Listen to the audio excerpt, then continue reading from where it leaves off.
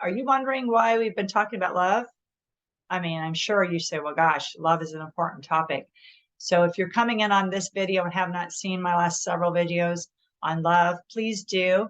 But it is really important because it's the core of what we need. It is love is what we've come into this world to give and to receive. It's the crux of it, right? I mean, we've got to make a living. We've got to have needs met. We've got to deal with the physical things of this world. But even most businesses, we are providing hopefully a need or something people need, right? But the biggest of all things we need is love. And the things that hopefully we want to give is love. So that's what I'm here to talk about today. And you say, well, what does this have to do with grief? Well, if you've been on my channel before, I'm not just about grief, but I am honing in on that more because it's become my specialty. And I do lead a grief support group at my church here locally in Newport Richey, Florida. But I want you to know why, because grief and love are really two flip sides of the same coin. And today I'm going to be quoting some things from Alan Wolfelt, who is one of the world-renowned experts in grief and loss. As most, if you follow me, I love Gary Rowe. I'm being mentored by Gary Rowe now, and mostly have his books. But a friend of mine is being trained through Alan Wolfelt. So they're both experts, and they just said things at a different angle. But that is exactly what he said, that grief and love are the flip side of the same coin. So one of the things Alan says is really love is our most passionate quest, and it is our highest goal. It's true. We're constantly looking for loving relationships, and that is the core of who we are. Now, because of so many hurts and trauma and different things that have happened in this world, many people have shut down to that. And one thing I want to share that he shares is that, basically grief and love and that correlation, it's not necessarily something that every single person has experienced or will experience when they, a close loved one dies, or somebody that they know dies, because not everybody opens their heart to love. Not everybody truly opens it. And that's usually because of trauma and hurt that people shut that down. But here today, I just want to encourage you not to do that. Even if you have lost somebody very close to you and your lives have been turned upside down, and you can say along with me, because this is one thing I say in my story, is that my life was changed forever when my daughter died in 2020. So if you agree with that statement and understand what I'm saying, please don't just shut down to love because of the loss of your spouse, especially a spouse or a dear friend or a child or a parent that you were super close to, because, this is what life is about, is love. And as Alan says, the risk of love is always worth taking. And although it leads to grief and pain, it also is a guarantee that it leads to grief and pain. So some of the things I'm saying today, I'm saying to kind of establish truth and reality. And the more we know reality and accept reality, and when we hear it from somebody else, a lot of times it helps us to see from a different perspective and go, that's right. This is part of life. To love is also, loving a relationship is also, there's going to be pain usually of some type. And so if we shut ourselves down to that, then we shut out love. And, it is a risk because it's likely going to happen, although we never know who's going to go first, right? Like, I've been married for 31 years, almost 32. I don't know if it's going to be me that goes first or my husband, Steve, So he always says, well, let's go together. I'm like, oh, I don't know if that's the best either. Our kids are grown, but hey. But so I wanted to share that with you, to please encourage you not to shut it out, work through it and get help and give yourself time. Don't be impatient. Don't make big decisions, especially like, I'll never get married again. Although you may not, and that may be best, and that's not a bad thing. But take your time with decisions and don't rush into a relationship again either. If it's divorce or a breakup of a boyfriend, girlfriend, whatever it would be, because we need time, and then we need to know what to do with our time so that we can heal and not make rash decisions. So another thing he says that just as our greatest gift from God is our capacity to give and receive love, it is the greatest gift that we can openly mourn our life losses. Now, today I had a hard time with the topic because last week, I was sick, so I wasn't up to doing this last week. And I had a friend of ours while we were away for a few days. Thankfully, we got better and we were able to go on a little vacation and not lose our Airbnb and stuff. She covered for us at our grief group, and she shared on kind of part of what I'm sharing on today. And she's the one who gave me this material as well from Wolfelt and some of these quotes. So I'm kind of going backwards because now I try to do my the same topic for my grief group on Tuesday that I've done in the previous week in the video. So I was really praying about what to share on today, and I was a little stumped. Part of it's because I'm mourning a loss. It seems way smaller than my daughter, but loss comes in all different forms. And sometimes it's good for us to realize that, hey, I'm a little depressed or sad because of a loss that's not like my daughter or my husband dying, but it's still a loss. Now, mine that I'm struggling with has to do with a companion that my son with special needs, Jordan with Downs, that lives with us, had for only 6 months, and he didn't die, but he quit suddenly last week. Now, I actually know a lot of the reasons why he did that, and I don't blame him, but I sure wish he would have held off until, after Jory got back from camp, because my son's at camp for another day. And, I sure wish he would have held off. But of course, we can't control other people, right? So the fact that I've had to not just focus in on coaching and all the things that I'm doing, I'm now having to deal with what company, what do I do next now? So it's a big frustration, but it's also a loss because he was really good for Jordan, and he really cared about Jordan. Took time to get them used to what to do during the day out of the house and things like that. But he was really good guy. And I'm sad that we don't have him now. And I thought it was going to be longer than this. So that's just to be vulnerable and authentic with you all, that I'm a little sad about that it didn't go longer. And, losses come in all different shapes and sizes, right? So, and then there's the saying, one of the sayings that Wolfelt talks about is grief is the price we pay for joy, the joy of having loved.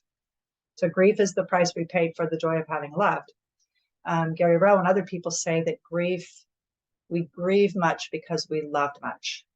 If we didn't love the person a lot, or we didn't have that time or that close relationship with the person, we're not going to grieve the loss of them. We're not going to feel the pain, the hurt, the brokenheartedness, the sadness, the loneliness. We're not going to feel that as much because it wasn't a close relationship. My daughter's death definitely hit me hard, no doubt about it. But it would have hit me even more if I had a close relationship with her. So that is a personal example that I actually had to heal more from the hurts that I experienced from, in a sense, her rejecting me and not treating me so great all the time, because more of the drugs than I thought it was. I didn't know that it wasn't a full-blown addiction, blatant addiction, but there was more of the drug issue there than I thought. So I've had to heal in a different way on top of just losing her, period, and her 4 children. So, grieve, we grieve much because we love much. Well, how does that help me, Julie?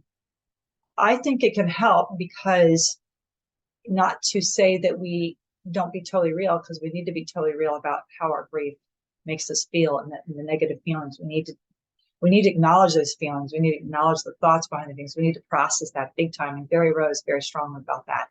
And I agree with him on that. But at the same time, when we shift after that to the things that are good in the midst of it, because there's always is good in the midst of loss and grief and things that we go through. There still is good things in the midst of that, or that come out of that, or what have you. And we have a choice to see those or not.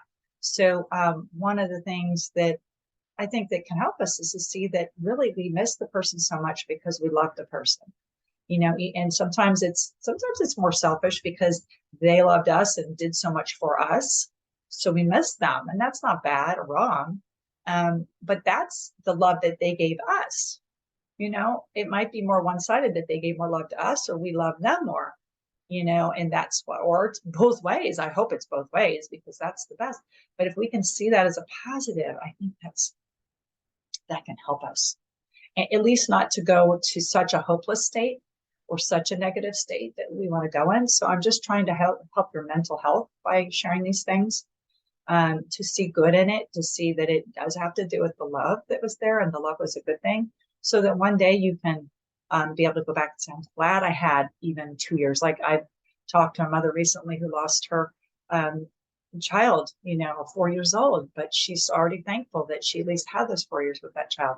So, it may be many years, and maybe only a few or a short time. So I can say, well, I'm sad that, this companion relationship with my son is gone. And we really liked him too, my husband and I, or I can say I'm thankful that we had the 6 months that we had. So both are not incorrect. I mean, neither one is right or wrong, but it's just different ways of looking at things. So the passage I want to share today, because I always try to share a passage, I just chose from John 15, verses 9 and 10. And John 15 is Jesus speaking to the disciples, and it's very intimate. This John 14 into 15,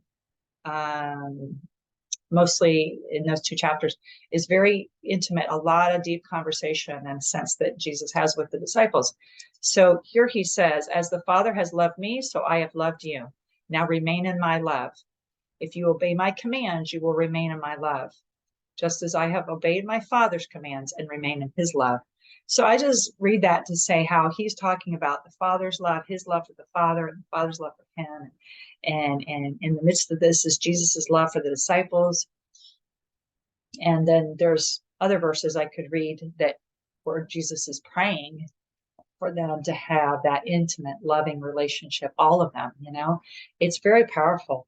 And it's Jesus's command to love each other as I have loved you, as I've loved you. So that the love is a command. So if you're a believer and you're watching this and you've been shrinking back, maybe you can identify you've been shrinking back from relationships. Maybe not, I've cut them out, I'm done, maybe not literal like that, but you've been shrinking back and holding back. And yes, we need time alone. We need time of solitude. We need time of rest. I am all about that. No arguing with me with that. But if you're constantly just holding off, maybe this is a word for you, because God says he commands us to love one another. So we can't just say, I love God and I have nothing to do with people. It doesn't work. It's scripturally not going to work. Jesus says it right here. And then in 1 John, it talks about, if you love me, if you say you hate your brother, but you love me, that don't go together either. So, it shows that we have to be in a relationship. We need to be in a relationship. God expects us to be in relationships with one another. So that's why I thought I'd share that. And so another thing that I like what he says is that he says that authentic love is God's greatest gift to us as humans. So authentic love is God's greatest gift to us. It's true. It's authentic and agape and unconditional love is his greatest gift to us. And really, it's the greatest gift we could give back to God, because the word says, I get exactly where this is. It's one of the passages I haven't memorized its location, but Jesus said all the commands are summed up in 2 commands. So love the Lord your God with all your heart, mind, soul, and strength, and to love your neighbor as yourself. So he says the greatest the greatest thing you can do for him is to love him. And when we obey his commands, we love him. And that's what Jesus says right here. If you obey me, if you love me, you'll obey my commands. And again, it's in 1 John and it's repeated several places. So if we love God, we will obey his commands. We will do the things he's asked us to do. It's just like a parent. If you say you love your parents, you're more likely going to do what your parents are asking you to do, or your spouse, or whoever it is. So I like that. It is his greatest gift to us to love us. And meaning and purpose are anchored in togetherness and unity.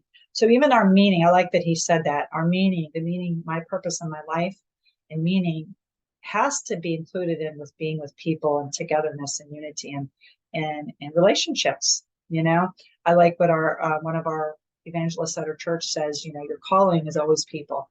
It's a matter of what your assignment is. You know, that changes when it's different compared to the gifts God's calling He has in our life. We're all called to people, all called to love God, and we're all called to love one another.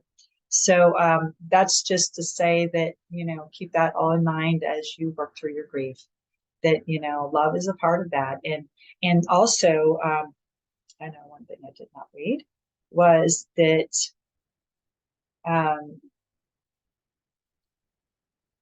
was I going to say? Basically, that we have that ability and that need to work through our grief with our loved one because of love. So it's showing love for our loved one, it's showing love for ourselves when we work through that grief. It's an expression of love as well. So thank you for being with me today. I would love to hear comments on this video. I'd love for you to share it out with your friends, and please subscribe if you haven't already. And God bless you until next week.